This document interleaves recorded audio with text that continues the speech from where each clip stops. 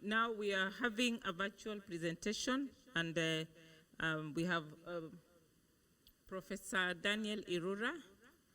Professor Daniel Irurah, I hope you can hear us. Kindly unmute yourself and unmute your video so that we can listen to your presentation. So he is the one standing between us and our tea break, so you will bear with us. I know our sugar levels could be going down, but we'll work on that in the next session. So it's just one virtual presentation because we have to finish so that when we come back, we go straight to the plenary. So kindly keep your questions and comments. We will deal with them when we come from tea break, which Professor Irurah is the one standing between us and the same tea break.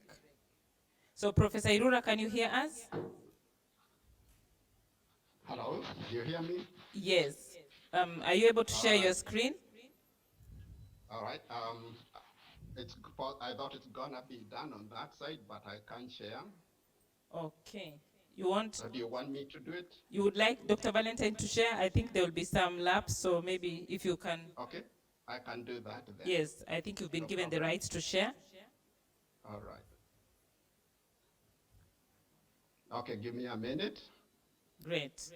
So as Professor Irurah is sharing his screen, I will give you the other facet about where Honorable Wamalwa comes from, even in his absence. That where he comes from, ugali is very key. All of you have started eating ugali after the Luyas, and it is a very important food for all Kenyans nowadays, but we know where it emanated from, and there's a way we mega the ugali. So over lunchtime, if you want to know how we do it, you can come and consult with me, but there's a way you hold your hand for you to mega that ugali. I know most of you in this hall like eating ugali with a fork. That's an abomination. Where I come from, you have to mega it with your hand. Another thing about the bukusus will come when the honorable member is here. So, Professor Irurah, we are waiting for you.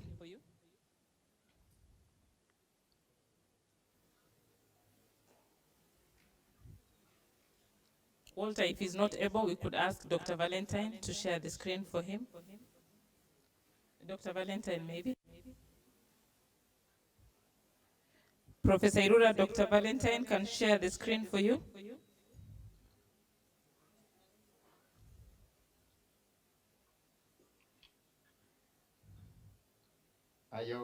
Do you see it now? Yes, we can see. Is it? Okay, so can I start then? Yes, we would like to see your video too. The members, the physical members would like to see your video. Oh, I see. Okay, I Yes. will see how we... Kindly, Walter, pin it to the presenter. Yeah, proceed, Professor Irurah.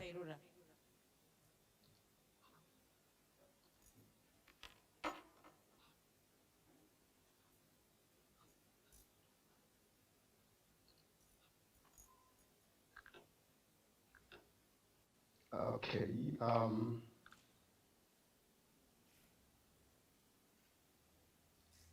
Is everything visible now on... Is everything visible now? You can just proceed, but we can't see your video yet. I think the technical people are working on the same. Just give us 1 second. Okay, I start then, and thank you so much for the organizers and the host, and also appreciating the presence of Waziri in this event, and looking forward to sharing more after this presentation in the panel discussion. Sorry, I was asked to present on the issue of futures thinking for coastal cities in particular.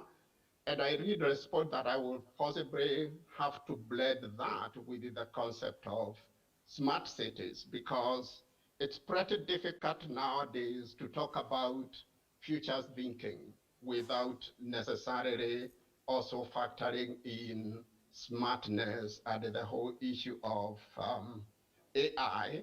And by that I mean artificial intelligence, bringing that into the picture.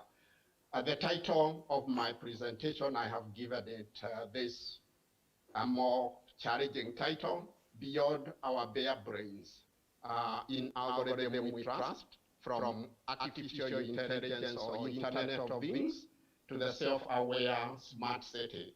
This will come out as I proceed in the presentation, but the sub-theme of what we're gonna be talking about is the extent to which the world we have made in process of the Homo sapiens evolution is coming back to remake us, because we went out there wanting to conquer nature, wanting to feel safe, wanting to feel not needing, and we innovated all the things we needed so that we can feel certain and secure, and protected from nature surprises and all that. But that world has now come back to haunt us. We have become surprised with the kind of kickbacks that it is bringing back, and the kind of backlash of climate change, species loss, and so on. So the world that we wanted to make, a safe world, a certain world, predictable, is now coming back to make us in its own image. Okay, and what I want to highlight will be mainly revolve around flying blind to our city futures beyond our bare brains, in terms of where we started this whole innovation journey, from fire to where we now have Internet of Things and how this relates to smart cities, bridging planetary thresholds, which are already endangering our own survival, and then shifting gear from analog trial and error to artificial intelligence, automated smart cities, and then prototyping that in different projects so that we can know exactly how to launch and how to actually scale up. The second slide, yes, this one, just to acknowledge that this work has been done. Most of what I'm going to share with you has been done within yet another project sponsored and funded by WIOMSA, but ours are focusing on Mombasa. It's called Mijibora Mombasa, and these are the key partners we have been collaborating with, and we hope it is gonna. Oh, sorry, I'm getting echoes here. Okay.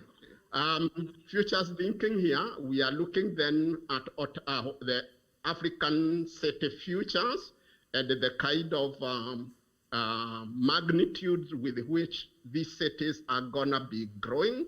And you can see coastal cities in particular are going to also be growing as well, but we have been already informed with the previous presenters that what happens in the hinterlands of coastal cities is also crucial for the sustainability of coastal cities. So it's important to consider all these holistically.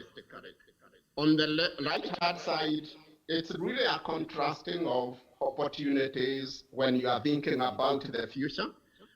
They're trying to relate between purely forecasting approach, where you try to project trends from the past into the future, compared to when you realize that you are in real undesirable state and you'd rather work towards a more desirable state, and then you envision that desirable state, and then from there you start working in pursuit of that desirable state, so that the changes you make to the present take you a step closer to the desirable future. And that is backcasting as we usually use it in envisioning our futures.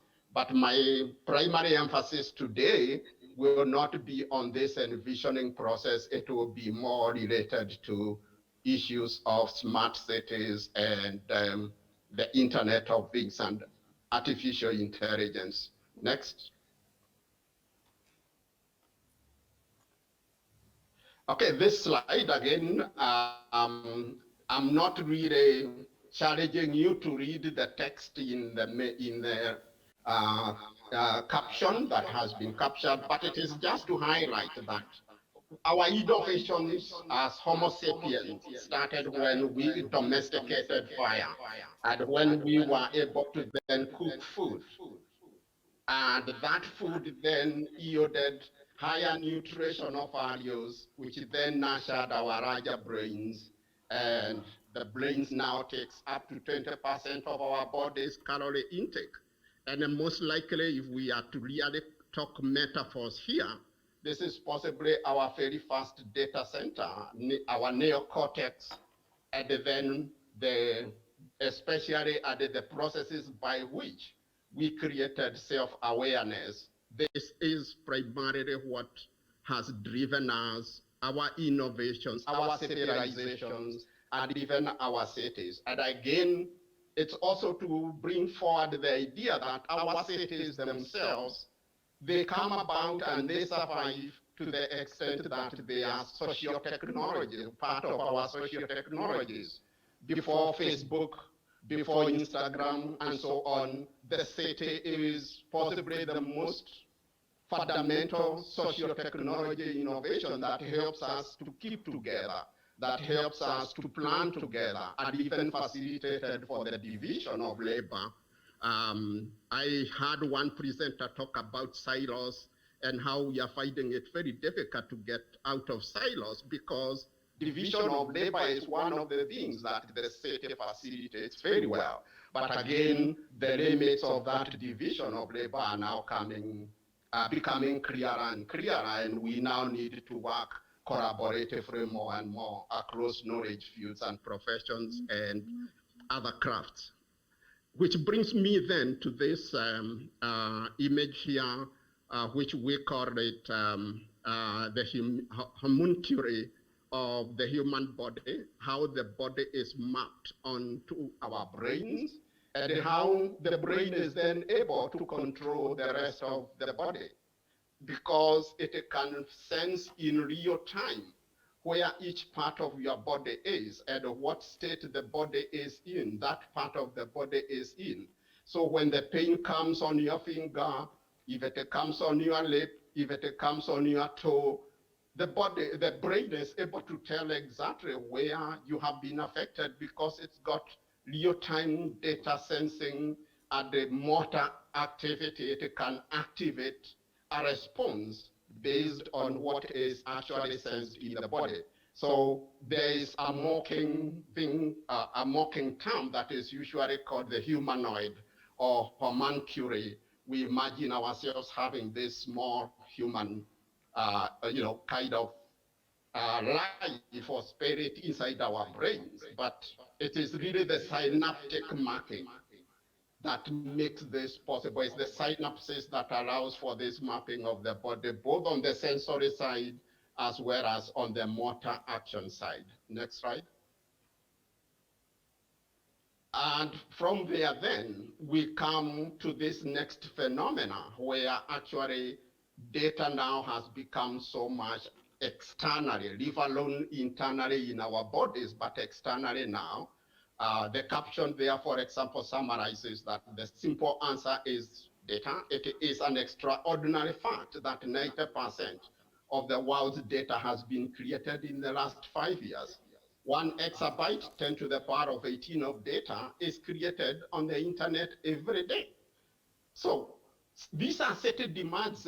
These data reflect certain demands, and then how the certain demands have come to overshoot our bare brain capacity, and how then data, artificial intelligence, automation are thus becoming critical for our survival. So in a sense is to say we need to welcome Internet of Things. We need to welcome smart and the self-aware city because that is where we are headed to now. If we delay this process, if we continue treating this process as a luxury we can avoid, then we are doing ourselves more harm by flying blind. Next. Okay, yeah, and to me, this slide is purely there to provoke your imagination primarily. If you imagine where flight started with the Wright brothers, and where we are with the dream right now, in a span of slightly over 100 years, and everything seems to be now run on artificial intelligence and algorithms. When you are up in the sky and cruising, you trust the algorithm more than the bare brain of the pilot. And in that case, that is a field that accepted this whole journey from a long, long time ago, since its inception, making it safer. But look at our cities. If you just take Mombasa, started around 900 AD, for example, up to today, and we are still flying blind. And that is over 1,000 years. So in flight and flight, we have had 100 years of innovation which have taken us to this level. But in cities, even over 1,000 years, we have not gotten anywhere near here. We are still flying and managing our cities blind. Okay, next.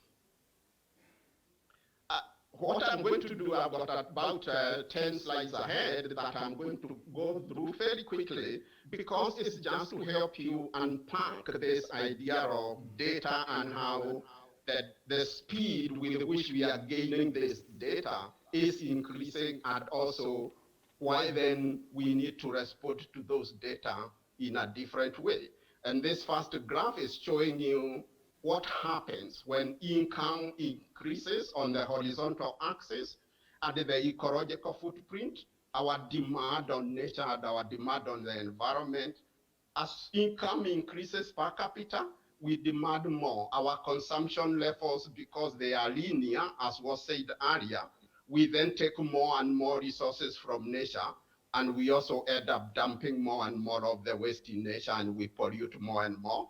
So there is this relationship between increasing income, wealth, in countries and in cities versus the depletion of resources and the ecological footprint. Next. And once again, let's look at the trajectories in terms of how population increases have happened in the last, 2,000 years.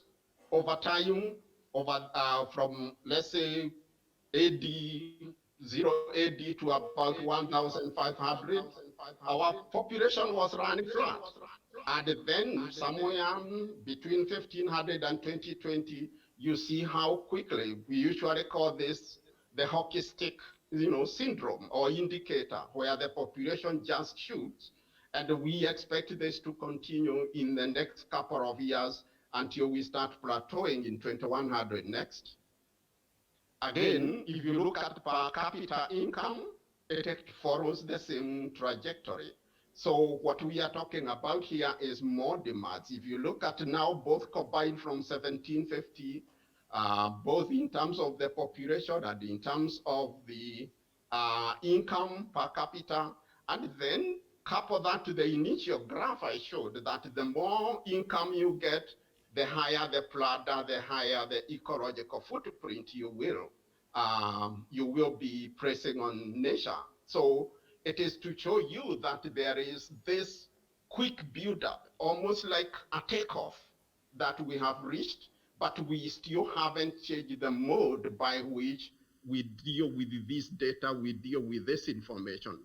This again is to show the population and how it is now at 2020 and the projected. And if you look at Africa in particular, sub-Saharan Africa, which is the green zone, you will see that we are projected to gain the most in terms of population increase by 2100. So if you imagine that we are having any pressure on our cities today, and if you imagine that we continue with business as usual, you try and tell me what will be happening in 2100 after we have gained all these new additional numbers. And this has been touched on in previous presentation, the rate at which we are extracting physical materials from our planet, from nature. Look at that heavy climb, very steep climb, both for biomass, for fossil fuels in blue, for metal ores in red, and then for non-metallic minerals in gray. And again, these resources are finite, they are not renewable. And you imagine you extract at this rate when we are only 7 billion, and we continue doing that by the time we hit 10 billion, 2100, where are these resources gonna come from? And what will be left?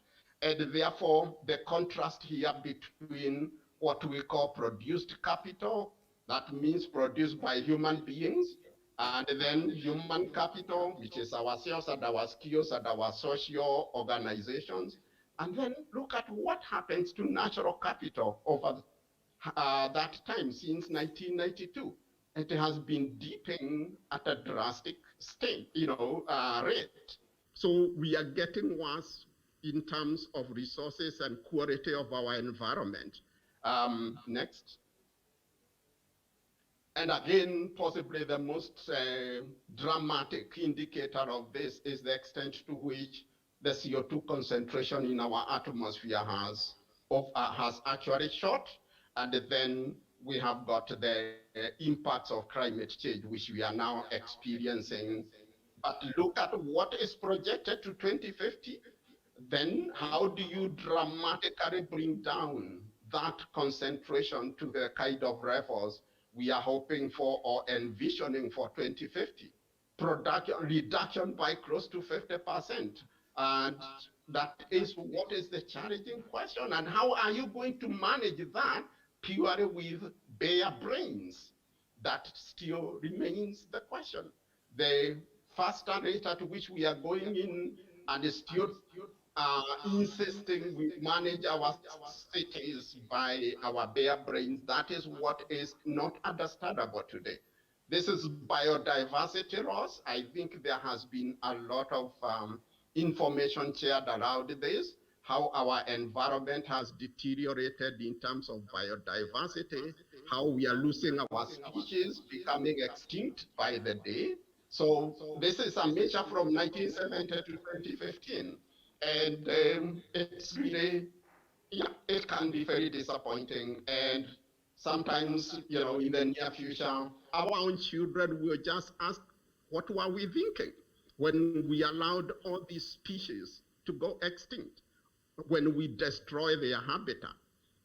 And again, this is more towards the whole question of the thresholds which we have breached beyond the safe levels, whether that has got to be to do with the biosphere integrity, the biochemical flows, for example, and also land system change.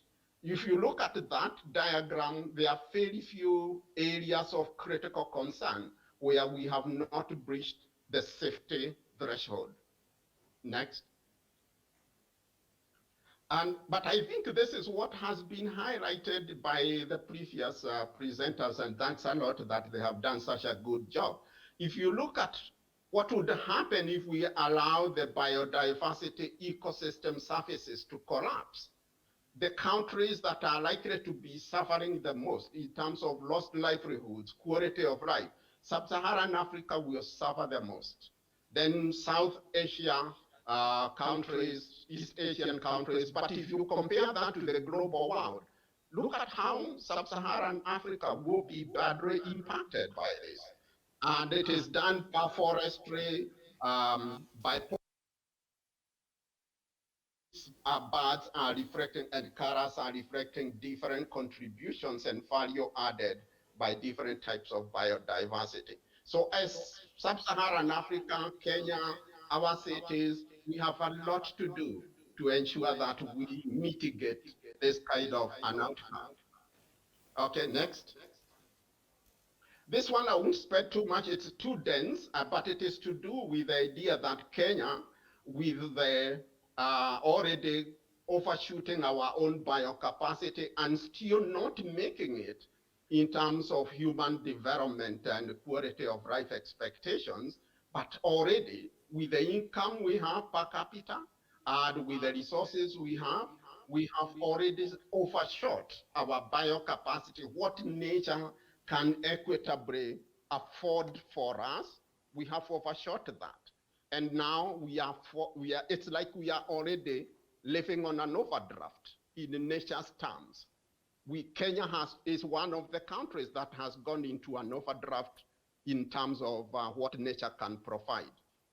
I provide this complicated chart, but not so much to kind of confuse you, but to highlight for you that if we only took energy into question, some of the issues we should be doing for our cities relate to how we deal with the cities and settlements, how we deal with our buildings, and how we deal with our industrial operations. But right at the bottom, technologies and artificial intelligence, markets and behavior, all those should also be factored into those interventions, whether in transport, in urban services, in operational energy, or in embodied energy for our building materials, something that was touched on earlier on.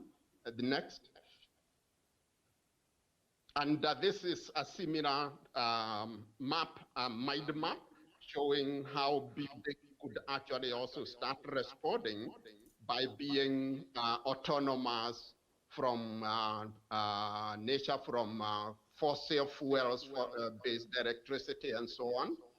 And there are certain ways that you can fine-tune buildings and design buildings so they are more resilient and they are more sustainable relative to reliance on fossil fuels and carbon emissions.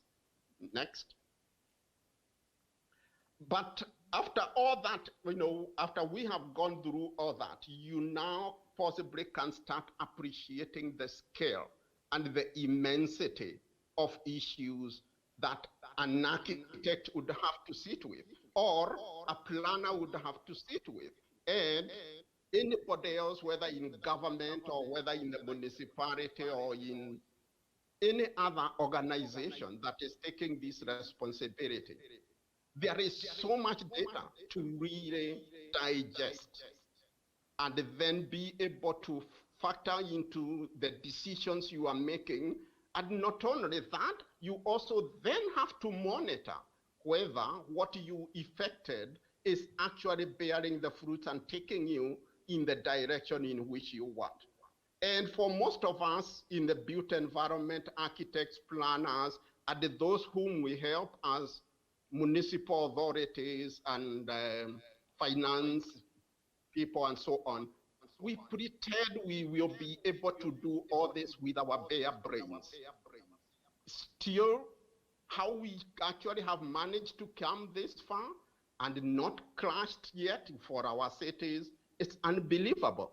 But we should not dare go forward with this because we will then constrain and then impede the actions of almost everybody. This is a building that has been designed to operate almost semi-autonomously. The sensors are there and everything else. So it can manage itself in many ways. And also, if you really wanted to intervene, you can manage from any remote corner of the globe because it has been resourced with sensors. It has been resourced with almost everything empowered with Internet of Things. So it is a smart building. You can actually see on an ongoing basis, real time, what the temperature is, real time, what is the energy consumption, which then brings me to this, what I would consider to be the most crucial slide now. It's to do with how we understand this journey of making the smart city and making sure that we start adapting ourselves to the Internet of Things. And we have got these three sides to it. The question of the why should we be doing it? Infinite demands on city systems, bare brains no longer capable, and then a division of labor among key stakeholders and professions. We need the real-time data, and we need systems that can already factor this broad algorithm of if such and such happen, then such and such scenarios need to be factored. On the how, the policies and legislation on data ownership, privacy, monetization, custodianship, and other negative issues that will arise like biases and joblessness. And on the what, which is the bottom of the slide there, it's algorithms in support of smart grid, smart buildings, smart traffic and mobility, smart water, smart sewage. We need all these now to be factored. And then we will see how these three components, the smart city, our brains, our bare brains, and our IoT and innovations in data technologies will work together to give us the digital twin as the mind of the city. You recall in the area when I showed the brain has synaptically mapped the body to itself. In this case, we want, or we are going towards a state where the city will be mapped into its own brain, its own digital twin, and so forth. There will be that moment, and that is the moment that will make our cities more governable and more sustainable. On the one hand, here in this slide, I show Curitiba, which has gone the analog pathway since 1960. It's our best example of sustainable city with a very well recorded story. And on the other hand, I show the smart city pathway, which we need to be going now. We cannot follow, we don't have time to follow that Curitiba example purely on an analog basis. We need to now look at it from a smart city approach. Next.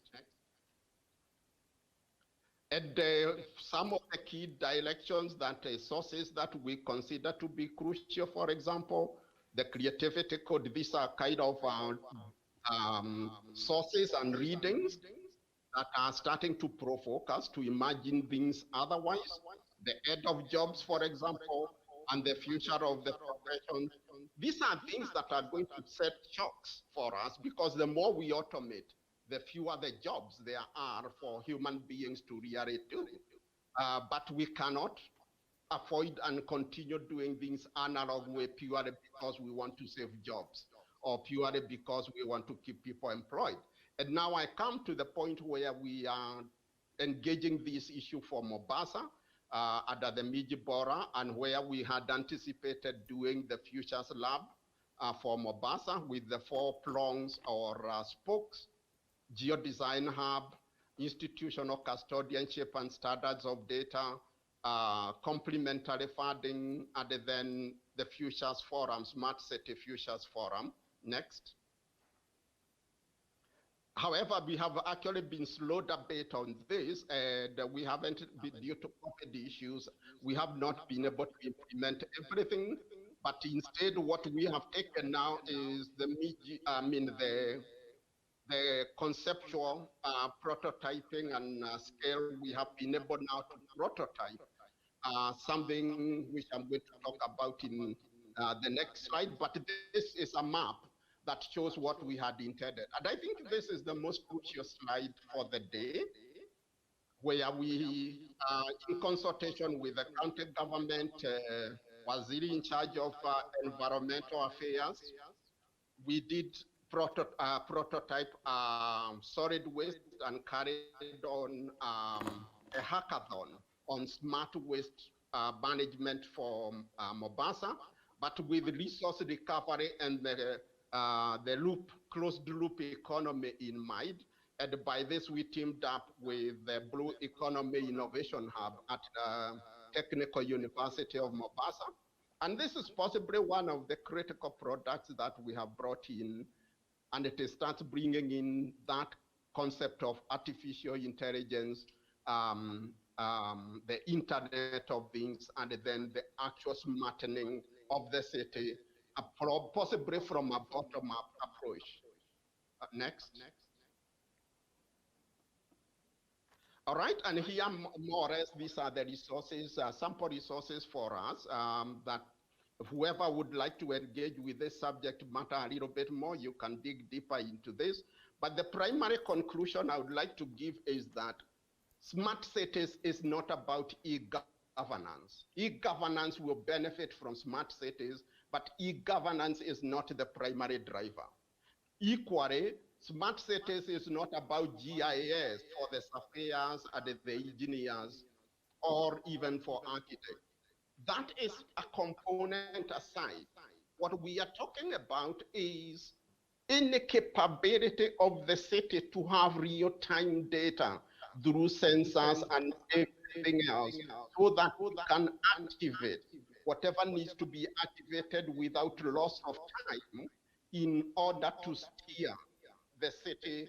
And when you steer the city, you steer the country towards the right direction, towards sustainable city, towards a resilient city that can also adapt as climate change hits.